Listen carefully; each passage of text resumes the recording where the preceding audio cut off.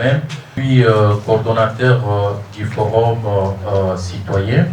Alors, on peut commencer par ma droite, de la sécurité dans notre pays. Et quatrièmement, identifier les voies et moyens ou les stratégies efficaces pour apporter une contribution appropriée pour le retour de la paix durable dans notre pays. Et enfin, prendre notre position par rapport à ce qui se passe. Et donc, je vais devoir laisser la parole à celui qui est plus grand que moi, qui est en train de venir déjà, de pouvoir nous introduire dans le vif du sujet et que nous puissions très rapidement, d'ici 12 heures, sortir avec une position de la société civile autour du processus. Je vous remercie d'être là. Nous, en tant que société civile, notre combat, c'est la réflexion. Et quand nous réfléchissons juste et net, nous sommes écoutés. Et ma longue expérience dans la société civile s'est dit, quand la société civile, les hommes et les femmes et les jeunes se retrouvent quelque part, et quand ils réfléchissent profondément, et quand ils tracent les chemins des orientations par rapport à une situation vécue dans notre pays, cette voix est écoutée. C'est la voix des sans-voix, mais c'est la voix aussi qui dresse le bilan. Je pense que nous allons passer un bon temps de réflexion. Mon jeune frère qui est là, il ne veut pas m'appeler grand. Nous sommes dans la réflexion, il n'y a pas un grand. Nous réfléchissons tous, nous avons des têtes pensantes et je pense que nous allons produire un travail. Je voudrais remercier les organisateurs qui m'ont invité à m'associer à cette réflexion. Je ne suis pas étranger de la société civile. Beaucoup d'entre vous me connaissent, peut-être les jeunes ne me connaissent pas. Nous avons déjà mené ce combat. Le programme a déjà été annoncé et je pense que le temps fort de cette rencontre, qui n'est pas la moindre, pour vous dire que ce n'est pas la moindre, à ce jour et nuit.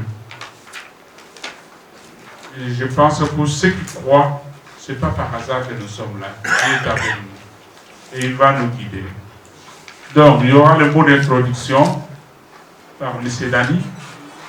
Il viendra la présentation de l'analyse, comme mon jeune frère l'a dit, du contexte, par les deux experts à mes côtés, des échanges entre nous pour dégager les forces et les faiblesses de l'action que nous voulons mener en tant que société civile en faveur de la paix, du vivre ensemble et de la cohésion sociale. En général, des orientations communes. Et nous allons adopter. Et il y aura une déclaration finale. Le cocktail suivra, la prise de photos en famille et la fin de l'activité.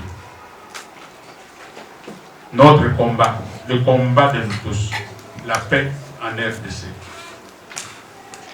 Je me rappelle des moments de rebondissement de ce pays, des moments tristes de ce pays, comment nous sommes de l'initiative prise ensemble et des orientations paroles. D'abord, c'est pour vous remercier, mesdames et messieurs, à vos titres et qualités respectifs,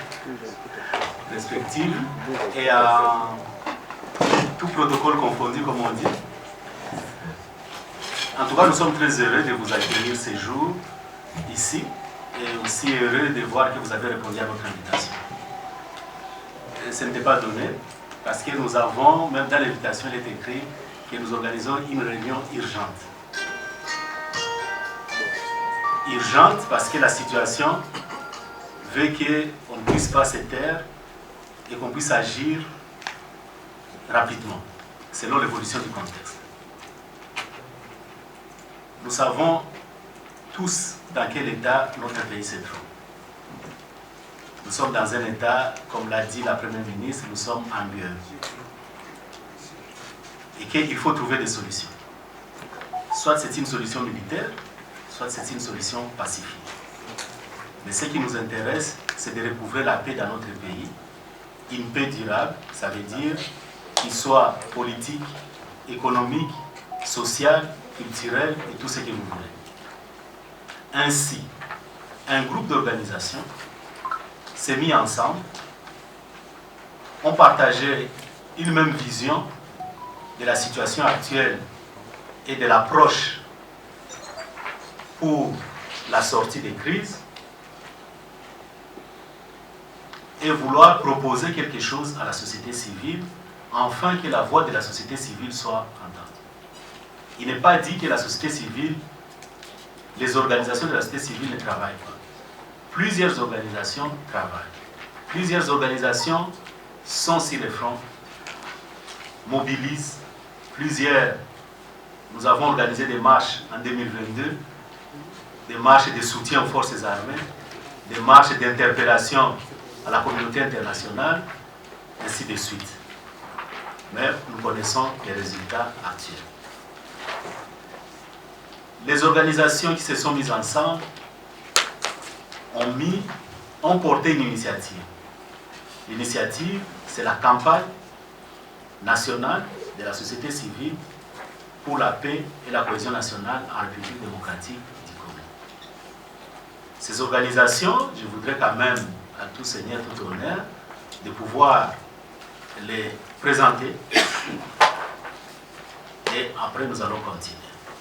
D'abord, nous avons Sifedi. Merci maman. Nous avons Alerte, RDC, Alternative laïque engagée pour la refondation totale de l'État. Des experts de la société civile. Nous avons Forum citoyen. Ok. Nous avons Forum citoyen qui n'est plus aussi à présenter. Nous l'avons vu dans les combats contre la modification de la Constitution. Et ça c'est... Il reste qui? Nous avons les... Hein? Nous avons les Serdisoc. Donc je ne vois pas le monsieur qui les représente ici. C'est les centres de ressources et de dynamisation de la société civile. Et nous avons le réseau CRODES que je représente. C'est le réseau de promotion de la démocratie, des droits économiques et sociaux. Ces organisations et une autre organisation qui, on ne sait pas la présenter parce que selon laquelle le conflit en République démocratique du Congo n'est pas simplement, disons la crise en République démocratique du Congo n'est pas simplement une crise sécuritaire, mais qu'elle est une crise à la fois politique, sécuritaire, sociale et tout ce que vous voulez, économique aussi. Donc c'est une crise multidimensionnelle et qui nécessite une approche particulière, qui est une approche globalisante, qui ne peut pas se limiter à une approche purement sécuritaire. Ces organisations partagent la vision selon laquelle le conflit en République démocratique du Congo n'est pas simplement la guerre avec les M23. Mais le conflit en République démocratique du Congo ou la crise sécuritaire en République démocratique du Congo est presque généralisée. Le cas de l'Ituri, où il y a toute une confusion des genres de conflits qui existent. Nous avons des conflits interethniques où chaque, presque, communauté dispose de sa milice. Nous avons les ADF-NALU qui sont aujourd'hui jugés des groupes terroristes qui viennent de l'Ouganda et qui sèment la désolation. Dans ces groupes, donc, il y a l'autre LRA dont on ne parle pas beaucoup plus. Les ADF-NALU sont des islamistes et les LRA sont des chrétiens. Et tous ces groupes se battent, tuent, causent des massacres sur notre territoire. Dans les Grands Katanga, il y a toujours des mouvements sporadiques. Des mouvements appelés Bakatakatanga et consorts, qui aussi viennent, repartent, reviennent et sèment la panique dans cette région. Maïndombe puis Lukwango, nous avons ces mouvements, ici aussi, les Mobondo et consorts, qui sèment la désolation même jusqu'à Malou. Et par-ci, par-là, au Maniema, au Tanganyika, à l'Équateur, et partout ailleurs, vous retrouvez toujours ce qu'on appelle des petits circuits d'insécurité. Et il est constaté que nos forces armées n'arrivent pas à éradiquer tous ces mouvements, en commençant par l'AFC M23 et tous les autres. Ça fait 30 ans que notre pays est en situation de crise de sécurité. Ça fait 30 ans que nos populations, surtout de l'Est du pays, vivent dans une souffrance atroce. Il y a des enfants qui sont nés et qui ont grandi et qui n'ont connu que la guerre, qui sont devenus des nomades forcés parce qu'ils se déplacent chaque jour. Mais il y a aussi plusieurs années que les autres parties du pays connaissent toujours des situations récurrentes d'insécurité. Ces organisations ne comprennent pas pourquoi la débâcle des forces armées devant les ennemis. Et la réponse que se donnent ces organisations est que la mauvaise gouvernance politique, économique, sociale et sécuritaire sont à la base de la débâcle de notre armée. D'où il faut trouver une solution. Alors, la solution envisagée par ces organisations est une solution pacifique. Une solution qui passe par se regarder en face, se parler, se mettre autour d'une table, de dialoguer et de trouver des solutions durables. Plusieurs diront, dans ces pays on dialogue toujours. Ainsi, l'atelier d'aujourd'hui, qui est la sortie de ces organisations envers les autres collègues de la société civile, pour les sensibiliser, les mobiliser, afin de rejoindre cette campagne pour la paix et la cohésion nationale, se veut un moment de réflexion. Se veut un moment d'analyse de la situation, un moment de proposition d'alternatives, mais aussi un moment d'engagement. Nous voulons que la société civile soit unie, que la société civile parle d'une voix, qu'on ne parle plus d'un comité d'initiative, mais qu'on parle de la société civile qui porte sa campagne. Et cela nous rendra plus heureux. Donc je vous remercie tous, comme je l'ai dit, d'avoir répondu à notre invitation. Nous vous appelons alors à la réflexion, nous vous appelons à une réflexion soustraite de certaines considérations et de certains soupçons. Nous voulons que les choses soient faites de manière la plus transparente possible, que nous puissions nous prononcer. Dans notre démarche, nous croyons à la mission ou à l'initiative proposée par l'ECC et la CENCO. Mais nous disons ceci, c'est une démarche louable qui nécessite d'être soutenue. Mais cette démarche n'est pas une fin en soi. La société civile doit se démarquer aussi. La société civile doit appuyer la démarche de la CENCO, mais la société civile doit se positionner. La société civile doit mener des démarches au-delà de l'initiative. Ça veut dire, aujourd'hui, nous voulons mobiliser pour la paix, nous voulons appeler à la paix, mais nous devons faire plus. Et c'est tout cela qui est entendu de la société civile.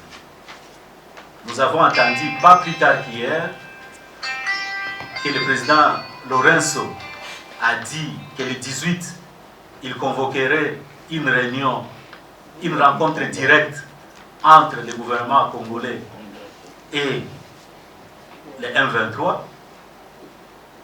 Et nous nous sommes dit, en tout cas, l'urgence s'impose de nous demander quelle est la pertinence de cette rencontre, qu'est-ce qu'il faut faire et comment la société civile se positionne par rapport à cette rencontre entre belligérants.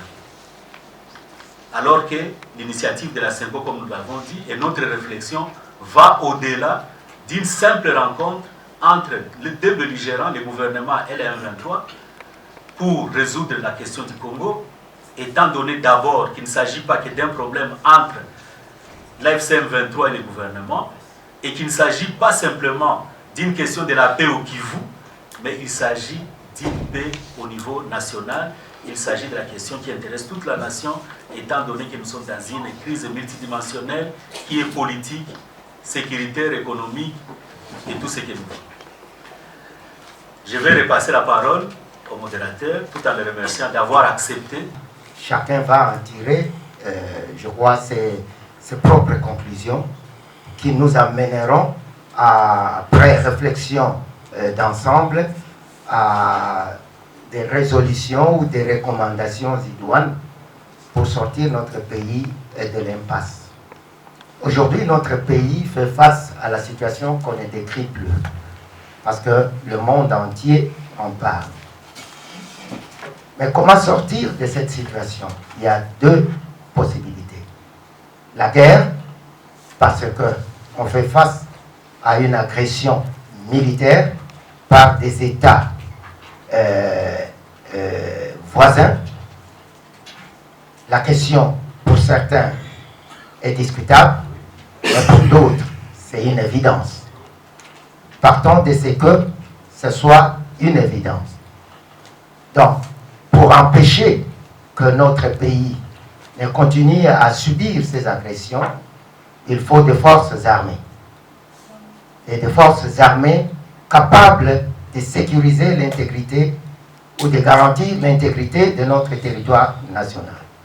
La réalité ici nous démontre que aujourd'hui, de manière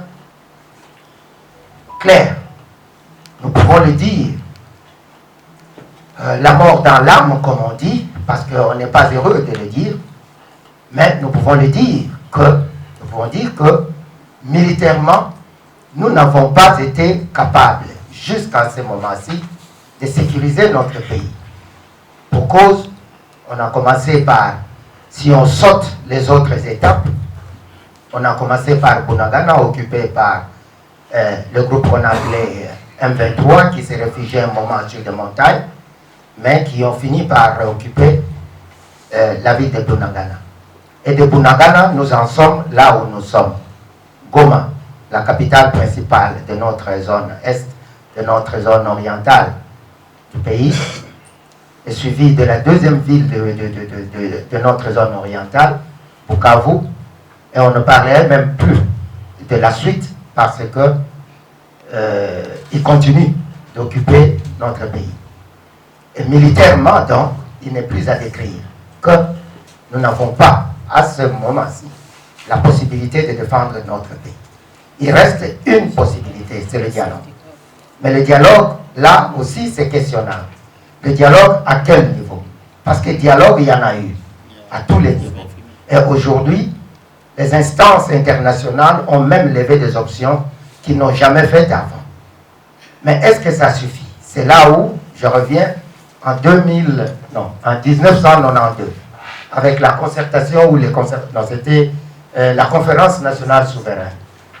Nous disions en ce moment-là que si aujourd'hui, en ce moment-là, en 1992, si on n'accepte pas qu'on se tiraille, qu'on se batte même s'il le faut, pour que à la fin, on aboutisse à un compromis qui nous permettra de repartir du bon pied quant à la gouvernance de notre pays et tout ce qui va avec, eh bien, nous serons dans un perpétuel recommencement des conférences nationales. Et je pense qu'ici, si j'étais pasteur, on m'appellerait prophète. Malheureusement, quelle prophétie? Parce qu'aujourd'hui, on va de conférence nationale en conférence nationale. Appelez-les comme vous voulez. Dialogue, concertation et consorts. On n'arrive pas à trouver la solution. Pourquoi on ne trouve pas de solution? C'est parce que nous ne sommes pas honnêtes envers nous-mêmes. C'est parce que nous ne voulons pas réellement ou nous n'avons pas le courage ni la volonté d'adresser le vrai problème. Donc, si vous escamotez la réalité, conclusion, qui nous amèneront après réflexion d'ensemble à des résolutions ou des recommandations idoines pour sortir notre pays de l'impasse. Aujourd'hui, notre pays fait face à la situation qu'on ne décrit plus, parce que le monde entier en parle. Mais comment sortir de cette situation? Il y a deux possibilités. La guerre, parce qu'on fait face à une agression militaire par des États voisins. La question, pour certains, est discutable, mais pour d'autres, c'est une évidence. Partons de ce que ce soit une évidence. Donc, pour empêcher que notre pays ne continue à subir ces agressions, il faut des forces armées. Et des forces armées capables de sécuriser l'intégrité ou de garantir l'intégrité de notre territoire national. La réalité ici nous démontre que aujourd'hui, de manière claire, nous pouvons le dire, la mort dans l'âme, comme on dit, parce qu'on n'est pas heureux de le dire, mais nous pouvons le dire que, militairement, nous n'avons pas été capables, jusqu'à ce moment-ci, de sécuriser notre pays. Pour cause, on a commencé par, si on saute les autres étapes, on a commencé par Bunagana, occupé par le groupe qu'on appelait M23, qui s'est réfugié un moment sur les montagnes, mais qui ont fini par occuper la ville de Bunagana. Et de Bunagana, nous en sommes là où nous sommes. Goma, la capitale principale de notre zone est, de notre zone orientale du pays, est suivie de la deuxième ville de notre zone orientale, Bukavu, et on ne parlait même plus de la suite parce que il continue d'occuper notre pays. Et militairement, donc, il n'est plus à décrire que nous n'avons pas, à ce moment-ci, la possibilité de défendre notre pays. Il reste une possibilité, c'est le dialogue. Mais le dialogue, là aussi, c'est questionnable. Le dialogue, à quel niveau? Parce que dialogue, il y en a eu, à tous les niveaux. Et aujourd'hui, les instances internationales ont même levé des options qu'ils n'ont jamais faites avant. Mais est-ce que ça suffit? C'est là où je reviens en 1992, avec la concertation ou c'était la conférence nationale souveraine. Nous disions en ce moment-là que si aujourd'hui, en ce moment-là, en 1992, si on n'accepte pas qu'on se tiraille, qu'on se batte même s'il le faut, pour que à la fin, on aboutisse à un compromis qui nous permettra de repartir du bon pied quant à la gouvernance de notre pays et tout ce qui va avec, eh bien, nous serons dans un perpétuel recommencement des conférences nationales. Et je pense qu'ici, si j'étais pasteur, on m'appellerait prophète. Malheureusement, quelle prophétie! Parce qu'aujourd'hui, on va de conférence nationale en conférence nationale. Appelez-les comme vous voulez. Dialogue, concertation et consorts. On n'arrive pas à trouver la solution. Pourquoi on ne trouve pas de solution? C'est parce que nous ne sommes pas honnêtes envers nous-mêmes. C'est parce que nous ne voulons pas réellement ou nous n'avons pas le courage ni la volonté d'adresser le vrai problème. D'où, si vous escamotez la réalité, ça allait jusqu'où? Qu'est-ce qu'il nous faut? C'est la raison d'être de cet atelier d'aujourd'hui. Beaucoup d'initiatives, le président Daniel l'a dit, sont prises par X, Y, Z.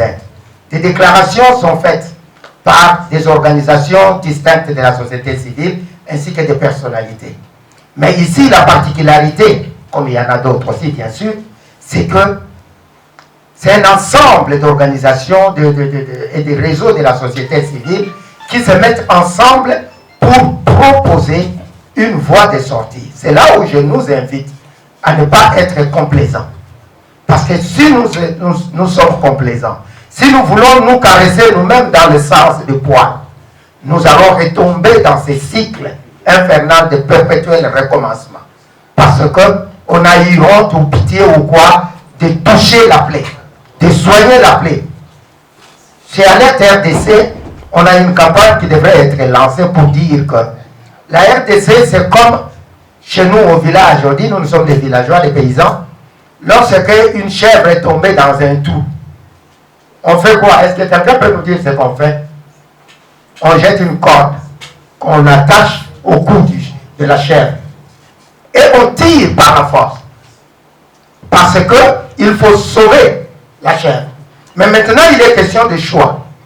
Est-ce que vous voulez sauver la chèvre ou vous voulez avoir pitié de la chèvre si elle crie, sinon ça vous fait mal au cœur? Moi, je pense qu'aujourd'hui, la RDC, il faut la tirer par la force, qu'on la sorte du trou. Et qu'elle crie comme on veut, comme elle veut, mais c'est parce que nous voulons la soigner, nous voulons la sauver de la mort. Alors, sortons-la par la force. Et il n'y a pas mieux que la société civile pour le faire. Les politiciens, ils ont leurs intérêts. Ils ne voient pas les nôtres. Parce que pour eux, c'est conquérir le pouvoir et le conserver le plus longtemps possible. Et cela au détriment de tout ce qui se passe autour. Voyez dans quelles conditions nous vivons. Et aujourd'hui, je nous invite à ne pas être complaisants. Ou bien, nous allons sauver cette chèvre qui est tombée dans le trou en la sortant par la force, qu'elle crie, tant mieux, mais dès qu'elle sera en dehors du trou, elle va rester. On peut le commencer, mais au finish, on va finir par dialoguer. C'est un principe presque général et je ne sais pas s'il y a autant de guerres, sauf des cas rares où on a déjà gagné, où on arrive à vaincre ça militairement. Et donc, de par ce principe général, je crois que la RDC ne peut pas faire l'exception pour dire que non, toute guerre qu'on peut avoir, il faut toujours la terminer par les dialogues. Mais quand? Est-ce que c'est le moment? Est-ce qu'il faut attendre? Je ne sais pas, nous allons les développer dans nos échanges. Deuxième élément partant des principes généraux, c'est de voir notre pays, la RDC. Lorsqu'on essaie de regarder dans les rétroviseurs, chaque pays a son histoire.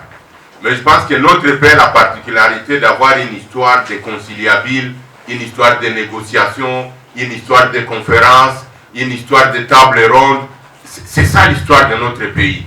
Et vouloir aller à l'encontre de cela, ça peut prendre autant d'années ou autant de générations. Et donc, à un moment donné, il faut savoir qu'est-ce que la RDC. La première des choses, c'est même l'existence même de notre pays. Quand on voit comment on a tracé les frontières, c'est la volonté des gens qui se sont retrouvés autour d'une table à la conférence, je crois, de Berlin en 1885, qui ont décidé, voilà comment nous allons faire la RDC. C'est ça l'existence, la naissance de notre pays est venue du dialogue. Les gens se sont retrouvés autour d'une table et finalement, ils ont décidé de créer ou de faire la RDC. Si déjà notre existence est basée sur cela, et donc notre survie également doit être basée sur ça, et notre vie doit être basée sur ça comme principe, comme modèle. D'autant plus que, troisième élément, après la conférence de Berlin, lorsqu'on regarde toutes les crises possibles, comme toute existence, comme tout homme, comme toute créature, on peut connaître des crises. La RDC aussi arrive à connaître des crises. Mais comment est-ce qu'on arrive à juguler ces crises? C'est toujours par des voies de dialogue ou de négociation. L'une des crises majeures, c'était lorsqu'on était sous la colonisation de la Belgique. Comment est-ce qu'on a obtenu l'indépendance? L'indépendance de notre pays, on ne l'a pas obtenue par les armes.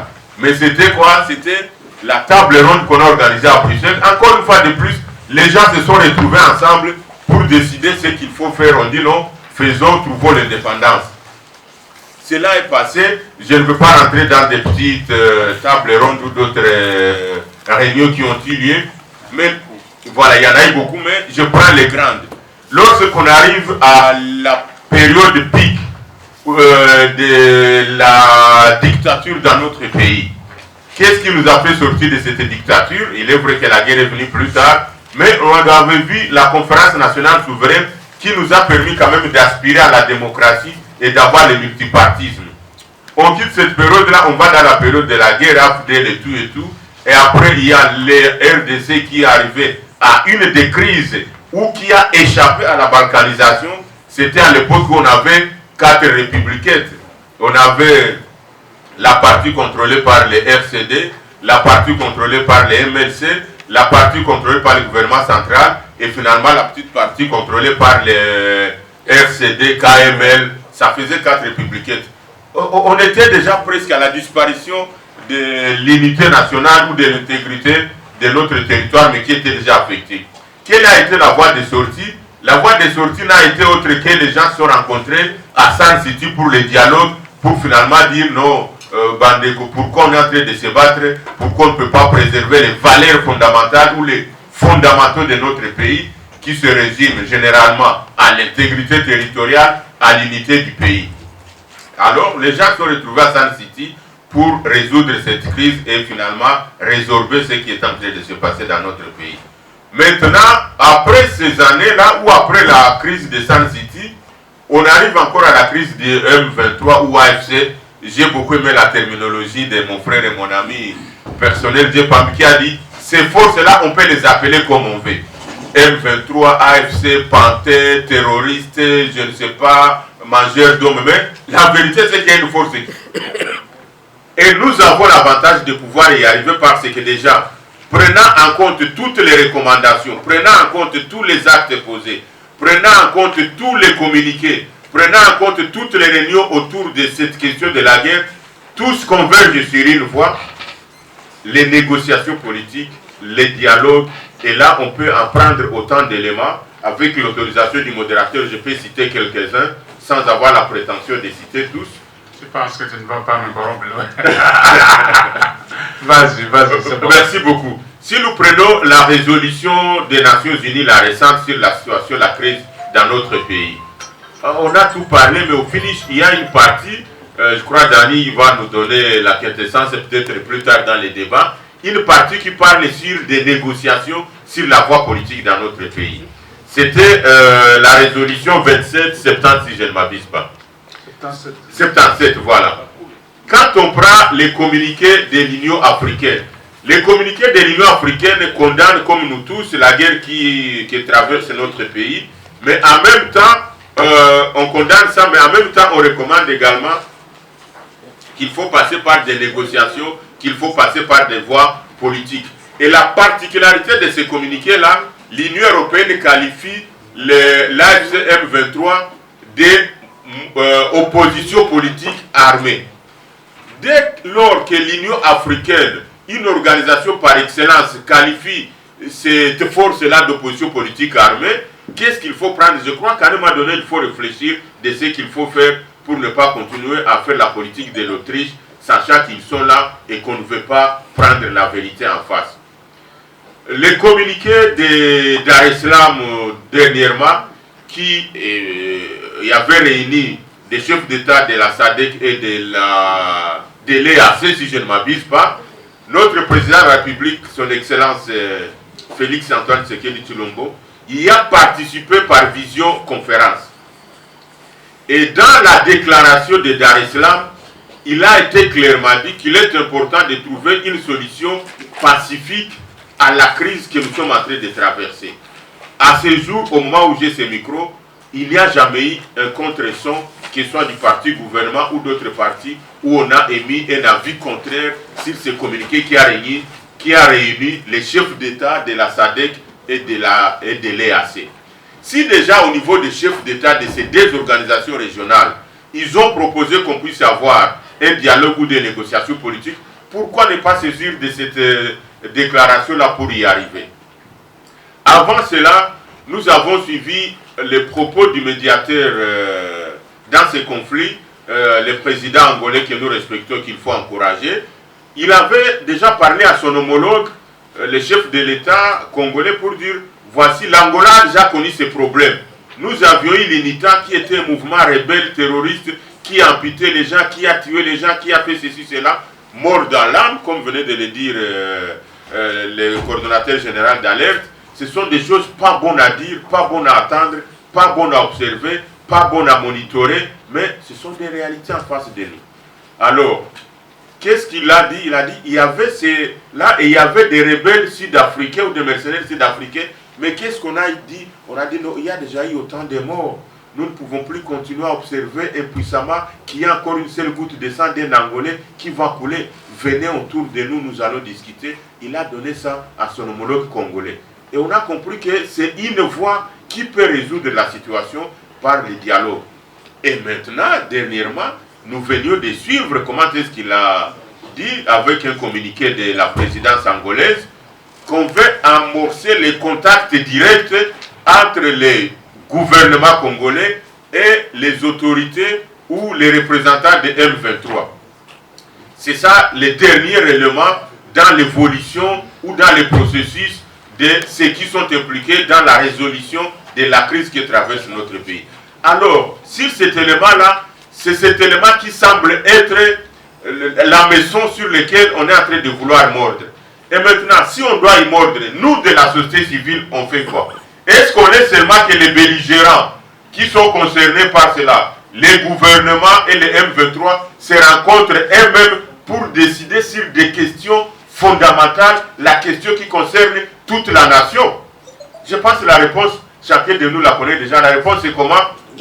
Voilà. Si la réponse est non, alors à ce moment-là, nous devons faire des propositions concrètes pour demander que non seulement ces gens ne puissent pas se rencontrer un seul, mais qu'on puisse ouvrir pour intégrer toutes les autres forces vives, toutes les autres forces sociales de la nation, pour qu'on décide finalement de l'avenir et des devenir de notre pays. Et c'est à ce sujet-là que l'initiative a décidé qu'on puisse se réunir pour trouver cela. Et surtout que lorsqu'encore une fois de plus on regarde dans les rétroviseurs, on va constater que lorsque les belligérants se rencontrent eux-mêmes, généralement les solutions qu'ils prennent ne sont pas des solutions durables et ne sont pas des solutions opposables à tous. Raison pour laquelle moi et les collègues et nous tous, je pense que nous sommes convaincus qu'il faut un cadre formel.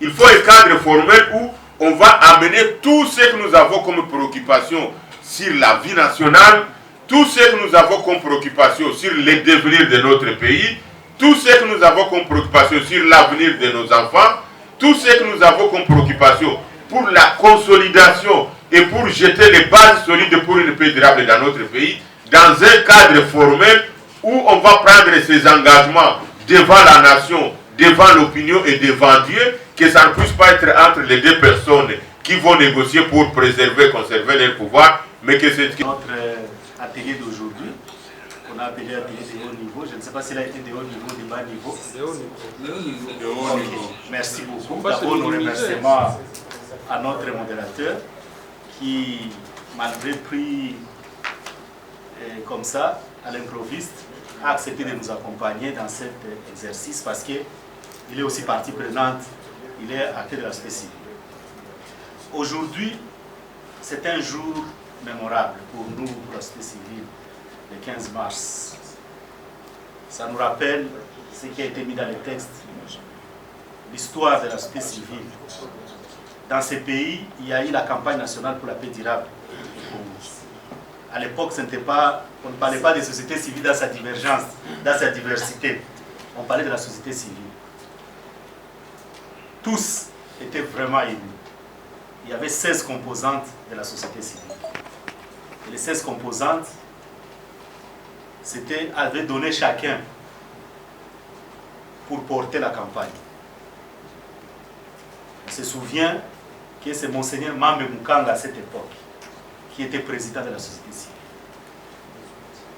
Il y avait le CNONG, le Conseil national des ONG, qui était la locomotive de la société civile. Il y avait le CALCC, avec le docteur Matousila, qu'on a fait avec Madame Élise qui est partie, et tous ces gens se sont mis ensemble pour dire nous allons porter une campagne pour la paix durable. Pourquoi cette campagne à cette époque? Nous étions en guerre. Les pays étaient divisés plus qu'aujourd'hui. Toute la partie orientale était coupée. C'est à ce moment-là même qu'on parlait beaucoup plus de l'Est. L'Est est coupé de l'Ouest. Il y avait à peu près, je ne sais pas combien, de troupes étrangères ici. Et le président Laurent Désiré Kabila a dit la guerre sera longue et populaire. La paix se gagne. Il y a un artiste qui avait des cheveux blancs comme ça, j'ai oublié le nom, il est mort. qui a fait des spots à la publicité avec des chaînes pour dire la paix va se gagner. Tous les ministres étaient en tenue militaire.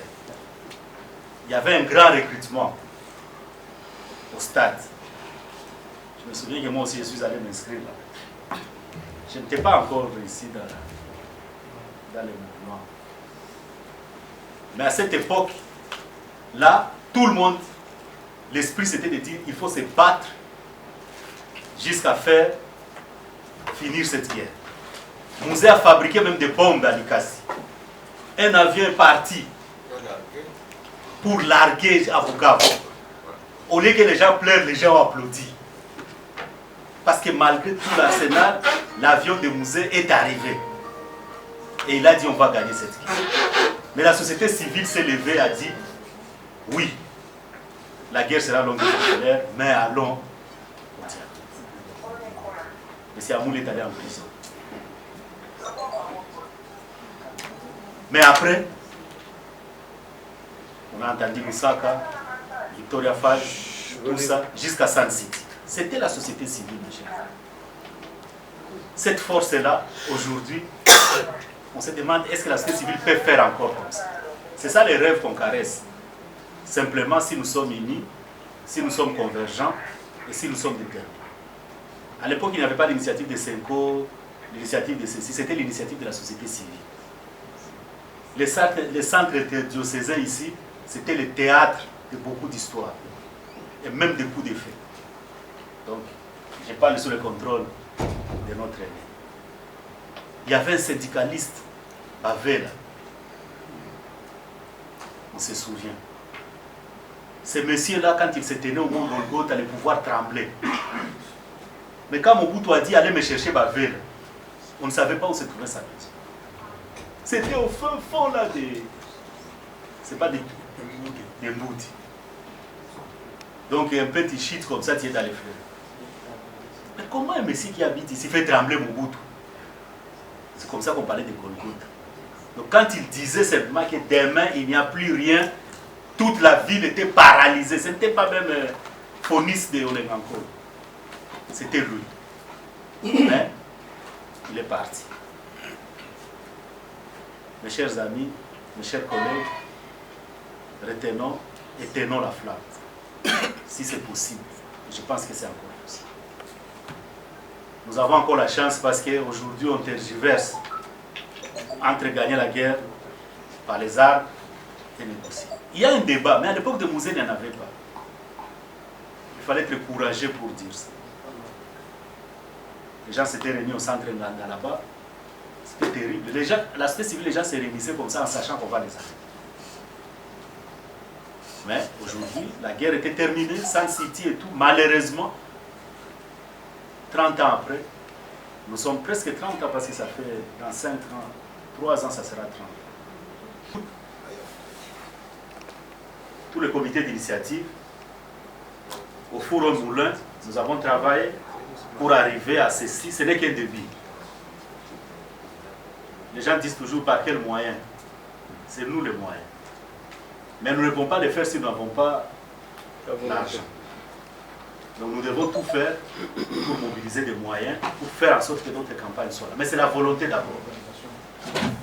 Plus que tout, il suffit de diffuser par ton WhatsApp, par ton TikTok les messages et ça passe. Parfois c'est plus efficace même que d'aller à la ville. Mais nous avons besoin de nos médias. Nous avons le journal de la ville qui nous accompagne tous les jours. Et nous sommes sûrs que nous allons gagner ces combats. Je vous remercie énormément.